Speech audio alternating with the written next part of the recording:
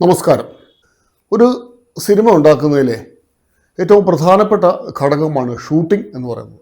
Cinema കഥ പറയുന്നത് ഓരോ ഷോട്ടുകളിലൂടെയാണ് എന്നാണ് പറയുന്നത്. പല ഫ്രെയിമുകൾ ചേർന്നിട്ടാണ് ഒരു ഷോട്ട് ഉണ്ടാകുന്നത്. സിനിമയിൽ നമ്മൾ ക്യാമറയിലൂടെ കാണുന്ന കാഴ്ചയെ വിഷ്വലിനെയാണ് ഷോട്ടുകൾ എന്ന് പറയുന്നത്. അപ്പോൾ ക്യാമറയിൽ കാണുന്ന ആ ദൃശ്യത്തെ നമുക്ക് പലതായി തിരിക്കാം. അതിലൊന്ന് ക്ലോസപ്പ് ഷോട്ടാണ്, ഒരു വസ്തുവിൻ്റെ ഏറ്റവും പൂർണ്ണമായ ഏറ്റവും അടുത്തുള്ള ഷോട്ട്. രണ്ടാമത്തത് മീഡിയം ഷോട്ടാണ് എന്ന് പറഞ്ഞാൽ കുറച്ച് ദൂരെ കാണിച്ചിട്ട് ആ വസ്തു മുഴുവനായി കാണിക്കുകയും അതിൻ്റെ പശ്ചാത്തലം കാണിക്കുകയും ചെയ്യുക. മൂന്നാമത്തത് ലോങ് ഷോട്ടാണ്, ആ വസ്തു ഏറ്റവും ദൂരത്ത് കാണിക്കുകയും പശ്ചാത്തലത്തിന് വലിയ പ്രാധാന്യം നൽകിയിട്ട് കാണിക്കുകയും ചെയ്യുക. അങ്ങനെയാണെങ്കിൽ എന്തായിരിക്കും ക്ലോസപ്പ് ഷോട്ട്? ക്ലോസപ്പ് ഷോട്ട് എന്ന് പറഞ്ഞാൽ വസ്തുക്കളുടെ സൂക്ഷ്മ നിരീക്ഷണമാണ് ക്ലോസപ്പ് ഷോട്ടുകളുടെ ഉദ്ദേശം. ഇപ്പോൾ ഒരാളുടെ ക്ലോസപ്പ് ഷോട്ട് എന്ന് പറഞ്ഞാൽ അയാളുടെ മുഖവും കഴുത്തും ഒക്കെ മാത്രം ഫ്രെയിമിൽ വരുന്ന രീതിയിൽ ചിത്രീകരിക്കുന്നതാണ്. എന്നാൽ അതിനെക്കാട്ടിലും ക്ലോസപ്പിലേക്ക് വരുന്ന ആധുനിക ദൃശ്യങ്ങൾ ഇപ്പോഴുണ്ട്. എക്സ്ട്രീം ക്ലോസപ്പ് എന്ന് പറഞ്ഞിട്ട് കണ്ണിൻ്റെ കൃഷ്ണമണിയുടെ ചലനങ്ങൾ പോലും ഒപ്പിയെടുക്കാൻ പറ്റുന്ന രീതിയിലുള്ള സൗകര്യങ്ങൾ ഇപ്പോഴുണ്ട്. അപ്പോൾ ക്ലോസപ്പ് ഷോട്ട് എന്ന് പറഞ്ഞാൽ ഒരു വസ്തുവിൻ്റെ ഏറ്റവും വ്യക്തവും സൂക്ഷ്മവുമായ കാഴ്ചയാണ് ക്ലോസപ്പ് ഷോട്ട് എന്ന് പറയുന്നത്. രണ്ടാമത്തത് മീഡിയം ഷോട്ട് അഥവാ മധ്യതലം എന്ന് നമുക്ക് പറയാം. വസ്തുവിന് വളരെ അടുത്തോ ക്ലോസപ്പായിട്ടോ അല്ല, എന്നാൽ വളരെ ദൂരെയുമല്ലാതെ ഒരു മീഡിയം ലെവലിൽ കാണിക്കുന്ന ദൃശ്യങ്ങളെയാണ് മീഡിയം ഷോട്ട് അഥവാ മധ്യതലം എന്ന് പറയുന്നത്. ഇപ്പോൾ ഒരു വ്യക്തിയാണെങ്കിൽ അയാളുടെ അരവരെയുള്ള ഭാഗം ഒരു ഏകദേശം ക്ലോസപ്പിൽ നമ്മൾ ചെയ്തത് മുഖത്തിൻ്റെ ഏറ്റവും അടുത്തുള്ള ദൃശ്യമാണെങ്കിൽ, ഒരു മീഡിയം ഷോട്ടിൽ അയാളുടെ അരവരെ അല്ലെങ്കിൽ കാലുവരെയുള്ള ഭാഗങ്ങൾ വൃത്തിയായി കാണിക്കാൻ പറ്റുന്ന രീതിയിൽ ചെയ്യുക. മീഡിയം ഷോട്ടിലും വ്യക്തിയുടെ മുഖഭാവമൊക്കെ വ്യക്തമായിട്ട് കാണും കേട്ടോ. മറ്റൊന്ന് ലോങ് ഷോട്ടാണ്, വിദൂര ദൃശ്യം. ഒരു വസ്തുവിനെ അല്ലെങ്കിൽ ഒരു സംഭവത്തെ വളരെ ദൂരത്ത് നിന്ന് നമ്മൾ വീക്ഷിക്കുന്ന രംഗമാണ്. ഇപ്പോൾ ഇതിന് എങ്ങനെ ഉദാഹരണം പറയാമെന്ന് വെച്ചാൽ, കടപ്പുറത്ത് നിൽക്കുന്ന ഒരു മനുഷ്യൻ, അയാൾ കടലിൽ നോക്കിക്കൊണ്ടാണ് അല്ലെങ്കിൽ കടലിന് ഓപ്പോസിറ്റാണ് നിൽക്കുന്നതെങ്കിൽ ക്ലോസപ്പ് ഷോട്ട് എന്ന് പറഞ്ഞാൽ അയാളുടെ മുഖത്തിനായിരിക്കും ഏറ്റവും പ്രാധാന്യം ഉണ്ടാവുക. അപ്പോൾ കടലും കടലിൻ്റെ ബാക്കി ഭാഗങ്ങളും ഒക്കെ അവ്യക്തമായി. മീഡിയം ഷോട്ട് എന്ന് പറയുമ്പോൾ ഒരുപക്ഷെ അയാൾ പൂർണ്ണമായും കടൽ തീരത്ത് നിൽക്കുന്നതായിട്ട് കാണും, പശ്ചാത്തലത്തിൽ കടലിരമ്പുകയും കാര്യങ്ങളൊക്കെ ഉണ്ടാവും. ലോങ് ഷോട്ട് എന്ന് പറയുമ്പോഴത്തേക്ക് കടലും ഈ വ്യക്തിയും വളരെ ദൂരത്തിലാവുകയും ആ കടൽ തീരത്തുള്ള ബാക്കി ദൃശ്യങ്ങളെല്ലാം ഫ്രെയിമിലേക്ക് കയറി വരികയും ചെയ്യും. അങ്ങനെ പ്രധാനപ്പെട്ട ഷോട്ടുകൾ മൂന്നാണ്: close-up shot, medium shot, long shot. ഇനി ഇതല്ലാതെ ഇതിനിടയിലൊക്കെ ചില ഷോട്ടുകൾ ഞാൻ ആദ്യമേ സൂചിപ്പിച്ച ഒരു എക്സ്ട്രീം ഷോട്ട്. എക്സ്ട്രീം ക്ലോസപ്പ് എന്ന് പറഞ്ഞാൽ ഒരു വസ്തുവിൻ്റെ ഏറ്റവും സൂക്ഷ്മമായ ഏറ്റവും വലിപ്പത്തിലുള്ള ദൃശ്യം. ഒരുപക്ഷെ ഒരാളുടെ മുഖമാണെങ്കിൽ അയാളുടെ മീശയും കണ്ണിൻ്റെ കൃഷ്ണമണിയുടെ ചലനവും വെളിച്ചവും ഒക്കെ കൃത്യമാക്കുന്ന ഒരുപക്ഷെ മാക്രോ ലെൻസൊക്കെ ഇട്ടെടുക്കുന്ന പോലുള്ള ഏറ്റവും ക്ലോസപ്പ് ഷോട്ട്, അതിനാണ് എക്സ്ട്രീം ക്ലോസപ്പ് എന്ന് പറയുന്നത്. പിന്നെ ക്ലോസപ്പ് ഉണ്ട്, നമുക്ക് അയാളുടെ മുഖവും കഴുത്തുമൊക്കെ കാണിക്കുന്നത്. പിന്നെ മീഡിയം ക്ലോസപ്പ് ഉണ്ട്, കുറച്ചൊരു ദൂരെ. പിന്നെ നേരത്തെ പറഞ്ഞ മീഡിയം ഷോട്ടുണ്ട്, അയാളെ മുഴുവനായിട്ട് കാണുന്ന രീതിയിൽ. അതിനുശേഷം മീഡിയം ഫുൾ ഷോട്ട് വേണമെങ്കിൽ നമുക്ക് പറയാം. ലോങ് ഷോട്ടുണ്ട്, എക്സ്ട്രീം ലോങ് ഷോട്ടുണ്ട്, ഏറ്റവും ദൂരത്തുള്ള ദൃശ്യം. നമ്മളിപ്പോൾ ഹെലികോപ്റ്ററിൽ നിന്ന് കാണുന്ന കാഴ്ചകൾ കാണിക്കത്തില്ലേ, വാഹനങ്ങളൊക്കെ ഉറുമ്പ് പോകുന്ന പോലെ അതിനെയൊക്കെ നമുക്ക് എക്സ്ട്രീം ലോങ് ഷോട്ടുകളിൽ പെടുത്താവുന്നതാണ്. അപ്പോൾ ഏറ്റവും പ്രധാനമായിട്ട് ക്ലോസപ്പ്, മീഡിയം, ലോങ് ഷോട്ട്. ഇനി അതൊന്നുമല്ലാതെ extreme close up, extreme long shot തുടങ്ങി കുറേയേറെ ഷോട്ടുകളുണ്ട് എന്ന് മനസ്സിലാക്കുക. സിനിമയുമായി ബന്ധപ്പെട്ട ഏറ്റവും പ്രധാനപ്പെട്ട വാക്കുകളിലൊന്നാണ് എഡിറ്റിംഗ്. എന്താണ് എഡിറ്റിംഗ്? നമുക്കറിയാം, നമ്മുടെ വീട്ടിലൊക്കെ ഫംഗ്ഷനുകളൊക്കെ നടക്കുമ്പോഴത്തേക്ക് വീഡിയോഗ്രാഫർമാരെയൊക്കെ വിളിക്കാറുണ്ട്. അവർ വന്ന് സംഭവമൊക്കെ ഷൂട്ട് ചെയ്ത് നമുക്ക് തരാറുണ്ട്. കാസറ്റിലാക്കിയും CD-യിലാക്കിയും ഇപ്പോൾ പെൻഡ്രൈവിലാക്കിയും ഒക്കെ നമുക്ക് തരാറുണ്ട്. ഒരുപക്ഷെ ഒരു കല്യാണം, നമ്മുടെ വീട്ടിലൊരു കല്യാണം നടക്കുന്നുണ്ടെങ്കിൽ ആ കല്യാണത്തിൻ്റെ തലേ ദിവസം തുടങ്ങി കല്യാണം തീരുന്നതുവരെ പിറ്റേ ദിവസം വൈകുന്നേരം വരെ ക്യാമറ പേഴ്സൺ നമ്മുടെ കൂടെ തന്നെ ഉണ്ടാവും. തലേ ദിവസത്തെ പാർട്ടി അടക്കമുള്ള ചടങ്ങുകൾ മുഴുവൻ എടുക്കും, കല്യാണ ദിവസത്തെ മുഴുവൻ ഷൂട്ട് ചെയ്യും. അങ്ങനെ ഏകദേശം മൊത്തം നോക്കിയാൽ ഒരു 10-15 മണിക്കൂർ ഇവർ ഷൂട്ടിംഗ് ചെയ്തിട്ടുണ്ടാവും. പക്ഷേ നമ്മളുടെ കയ്യിൽ കിട്ടുന്ന CD-യിൽ പരമാവധി 2 മണിക്കൂർ അല്ലെങ്കിൽ 2.5 മണിക്കൂർ കണ്ടന്റ് ഉണ്ടാവും. അപ്പോൾ എന്താണ് എഡിറ്റിംഗ് എന്ന് ചോദിച്ചാൽ, ഈ 2 ദിവസവും ഷൂട്ട് ചെയ്ത 10-30 മണിക്കൂർ ഷൂട്ട് ചെയ്ത ഇതിൻ്റെ റഷിൽ നിന്നും ആവശ്യമുള്ള ഭാഗങ്ങൾ മാത്രം മുറിച്ചെടുത്ത് ആവശ്യമില്ലാത്ത ഭാഗങ്ങൾ എല്ലാം മുറിച്ച് കളഞ്ഞ് ആവശ്യമുള്ള ഭാഗങ്ങളെ സമയക്രമത്തിൽ അടുക്കും ചിട്ടയോടും കൂടി ഒരുമിച്ച് ചേർക്കുന്ന പ്രക്രിയയാണ് എഡിറ്റിംഗ് എന്ന് പറയുന്നത്. ഒരു പ്രത്യേക ഘടനാക്രമത്തിലേക്ക് വിവിധങ്ങളായ ഷോട്ടുകൾ തിരഞ്ഞെടുത്ത് അടുക്കി വെക്കുകയാണ് എഡിറ്റിങ്ങിൻ്റെ തത്വം. മുൻകാലങ്ങളിൽ ചെയ്തിരുന്നത് സാധാരണ ക്യാമറയ്ക്കുള്ളിൽ ഫിലിം ലോഡ് ചെയ്യും. സിനിമയുടെയൊക്കെ ക്യാമറയ്ക്കുള്ളിൽ റോളുകളായി ഫിലിം ലോഡ് ചെയ്തിട്ട് ആ ഫിലിം ഷൂട്ടിങ് കഴിഞ്ഞാൽ അതിനെ വെളിച്ചം കടക്കാത്ത പാത്രത്തിൽ അടച്ച് ലാബിൽ കൊടുത്ത് ഫിലിം വാഷ് ചെയ്യുക എന്നാണ് പറഞ്ഞത്. ഫിലിം പ്രോസസ്സ് ചെയ്ത് അത് നെഗറ്റീവായി നമുക്ക് കിട്ടും. ഈ നെഗറ്റീവിനെ ഉള്ളിൽ ട്യൂബിലൈറ്റ് ഇട്ട വലിയ ടേബിൾ, ടച്ചിങ് ടേബിൾ എന്ന് പറയുക, ആ ടച്ചിങ് ടേബിളിൻ്റെ പുറത്ത് നിവർത്തി വെച്ചിട്ട് ആവശ്യമില്ലാത്ത ഭാഗങ്ങൾ മുറിച്ച് കളഞ്ഞ് ആവശ്യമുള്ള ഭാഗങ്ങൾ ചേർത്ത് വെച്ച് സെല്ലോ ടേപ്പ് ഇട്ട് ഒട്ടിച്ചാണ് ഈ പറയുന്ന എഡിറ്റിംഗ് പൂർത്തിയാക്കുക. എന്നിട്ട് അതിൻ്റെ പോസിറ്റീവ് അടിച്ചതിന് ശേഷമാണ് അതാണ് പ്രൊജക്ടറിലിട്ട് കാണുന്നത്.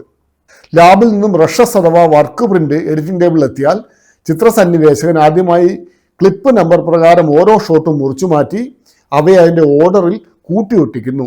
ഇതാണ് റഫ് കട്ട് അഥവാ ഫസ്റ്റ് അസംബ്ലിംഗ് എന്ന് പറയുന്നത്. ഇത് ടെക്നിക്കൽ എഡിറ്റിംഗ് മാത്രമാണ്. മുൻകാലങ്ങളിൽ വളരെ പ്രയാസത്തോടുകൂടി വളരെ കഷ്ടപ്പാട് പിടിച്ചൊരു പണിയായിരുന്നു ഈ ഫിലിം എഡിറ്റിംഗ് എന്ന് പറയുന്നത്. വർത്തമാന കാലത്ത് ഇപ്പോഴുള്ള എഡിറ്റിംഗ് കംപ്ലീറ്റ് പഴയ പോലെ മാനുവൽ ടേബിളിലല്ല. എഡിറ്റിംഗ് ടേബിൾ എന്ന് പറയുന്നത് കമ്പ്യൂട്ടർ സിസ്റ്റത്തിൻ്റെ മുമ്പിലാണ്.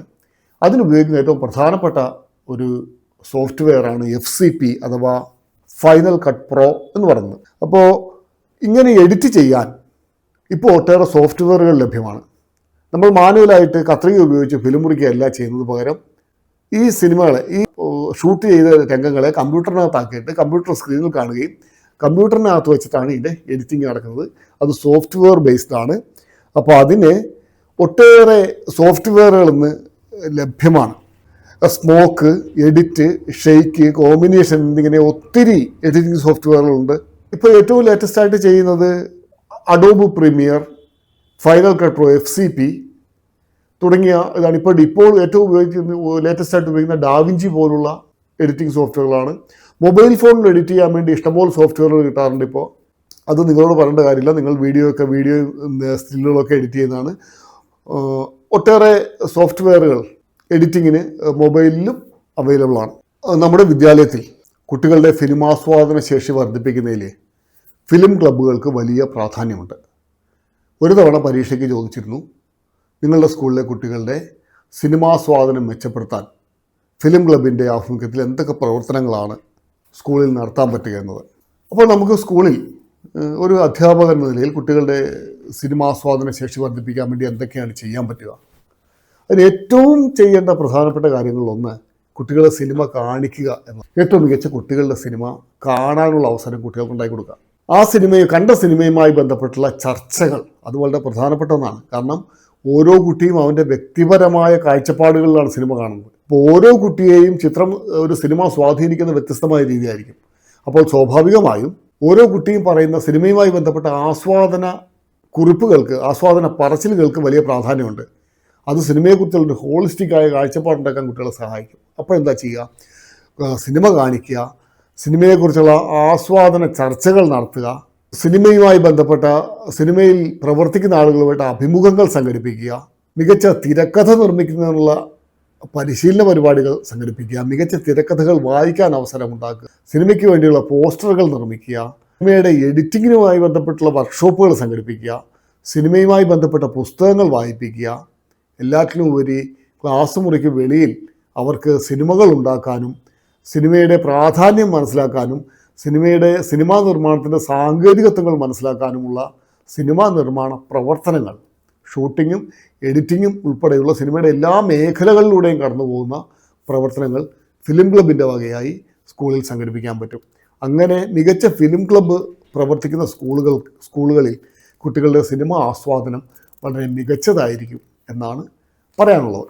സിനിമാ ശില്പശാലകൾ, ലഘു സിനിമാ നിർമ്മാണം, സിനിമാ ആസ്വാദന ചർച്ചകൾ, സിനിമാ പതിപ്പുകൾ, സിനിമാ വാർത്തകൾ, സിനിമാ റിവ്യൂ തുടങ്ങിയ കാര്യങ്ങളൊക്കെ നമുക്ക് ഫിലിം ക്ലബിൻ്റെ ആഭിമുഖ്യത്തിൽ നടത്താവുന്നതാണ്.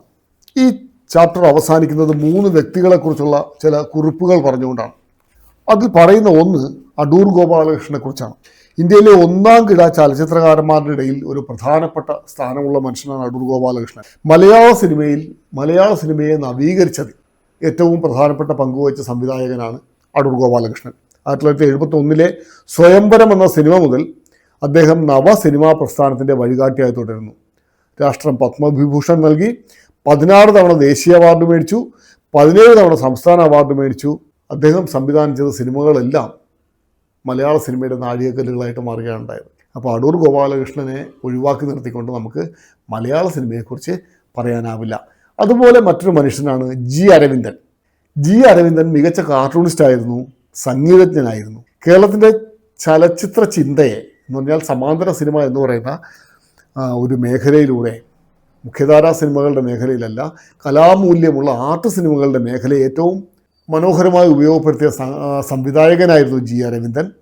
അദ്ദേഹത്തിൻ്റെ ഉത്തരായനം മുതൽ വാസ്തുഹാര വരെയുള്ള സിനിമകൾ യഥാർത്ഥത്തിൽ മലയാള സിനിമയുടെ റെഫറൻസ് ലൈബ്രറിയാണ് എന്ന് തന്നെ പറയാം. കേന്ദ്രത്തിൻ്റെയും സംസ്ഥാനത്തിൻ്റെയൊക്കെ നിരവധി അവാർഡുകൾ അദ്ദേഹത്തിന് ലഭിച്ചിട്ടുണ്ട്. മൂന്നാമത്തെ വ്യക്തി സത്യജിത്രയാണ്. സത്യജിത്ര മലയാളിയല്ല, ബംഗാളിയാണ്. കൽക്കത്തയിലാണ് അദ്ദേഹം ജനിച്ചത്. ഇന്ത്യൻ സിനിമയിലെ ലോക സിനിമയിലെ തന്നെ ഏറ്റവും മികച്ച ചലച്ചിത്ര സംവിധായകനായി അറിയപ്പെടുന്ന ഒരാളാണ് സത്യജിത്രേ. അദ്ദേഹം 36 സിനിമകൾ സംവിധാനം ചെയ്തു. 1995 പഥേർ പാഞ്ചാലിയാണ് ആദ്യത്തെ സിനിമ. അദ്ദേഹത്തിൻ്റെ ഏറ്റവും പ്രശസ്തമായ സിനിമയും പഥേർ പാഞ്ചാലിയാണ്. ഇതിൻ്റെ ആദ്യത്തെ സിനിമയാണത്. 11 അന്തർദേശീയ സമ്മാനങ്ങളാണ് പഥേർ പാഞ്ചാലി നേടിയത്. ഇന്ത്യ ഗവൺമെൻറ് അദ്ദേഹത്തെ 92 ഭാരതരത്നം നൽകി ആദരിച്ചു. അദ്ദേഹം 92 ഏപ്രിൽ മാസത്തിൽ 70-ാം വയസ്സിൽ നിര്യാതനായി. ഇന്ത്യൻ ചലച്ചിത്ര ലോകത്തെ ഏറ്റവും മികച്ച പ്രതിഭകളിൽ ഒന്നാണ് സത്യജിത്ര. അപ്പോൾ ഈ യൂണിറ്റിൽ ഇത്രയും കാര്യങ്ങൾ മാത്രമാണ് നിങ്ങളുമായി ചർച്ച ചെയ്യാനുള്ളത്. വളരെ ലഘുവായ കാര്യങ്ങളാണ്, സാങ്കേതികത്വം അധികമൊന്നുമില്ല. ബാക്കി വിഷയങ്ങളൊക്കെ നിങ്ങൾക്ക് പരിചയമുള്ളതാണ്. അപ്പോൾ ഈ 2ാം സെമസ്റ്ററിലെ 3ാമത്തെ യൂണിറ്റ് ഇവിടെ പൂർണ്ണമാവുകയാണ്. അത്യാവശ്യം മാത്രം വിശദീകരിച്ചാണ് പറഞ്ഞിട്ടുള്ളത്. എന്തെങ്കിലും സംശയമുണ്ടെങ്കിൽ നിങ്ങൾക്ക് ചോദിക്കാം.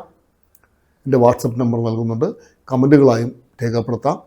ഇത് വ്യക്തമായി കേൾക്കുക. പരീക്ഷ എഴുതുമ്പോൾ മികച്ച മാർക്ക് മേടിക്കാൻ നിങ്ങൾക്ക് എൻ്റെ ക്ലാസ്സുകൾ സഹായമാവട്ടെ എന്ന് മാത്രം ആഗ്രഹിക്കുന്നു. നന്ദി.